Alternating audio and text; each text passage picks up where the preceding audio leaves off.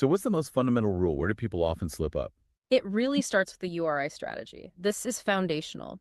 We mentioned earlier that every entity, a person, a product, a concept gets identified by a URI. But you need a slightly sophisticated way of handling those URIs. Otherwise, machines can get confused. Confused how? They can confuse the entity itself with the web document that describes the entity. And that distinction is absolutely critical for machine processing.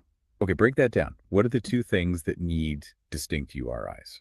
You need to ensure that any client, like a search crawler or a data tool, can clearly distinguish between, number one, the URI that identifies the real world entity, the thing itself, like the actual physical bicycle model or the abstract concept of a chief executive officer. The thing itself. Got it. And number two. Number two, the URI that identifies the web document describing that entity. That could be the HTML page about the bike, a PDF spec sheet, or maybe an RDF file containing the structured facts about the CEO. Okay, the thing versus the description of the thing. How do you make that distinction clear using URIs? Think about it with Wikipedia. When you search for, say, Paris, you land on the Wikipedia page about Paris. That page is a document. The actual city of Paris is the entity. Right. In the semantic web, if a machine requests the URI for the city of Paris, the entity, it shouldn't just get back the HTML code of the Wikipedia page. That's not data.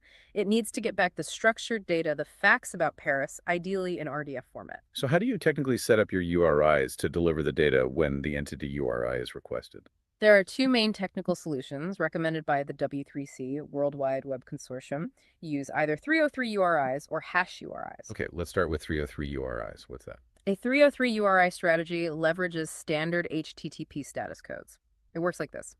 You assign one URI to the entity itself, e.g. http.example.com/product widget. When a client requests that specific URI, The one for the actual widget. your server doesn't return the web page. Instead, it immediately sends back an HTTP status code, 303, see. 303C other, like a redirect. It's exactly like a redirect. And along with that 303 status code, the server provides a different URL. The second URL points to the document, maybe http.example.com widget.html or widget.rdf, that contains the description or the facts about the entity. Ah, I see. So the client asks for the thing. The server says the thing isn't here directly, but see this other document for information about the thing. Precisely. This mechanism ensures the machine knows exactly what it's getting.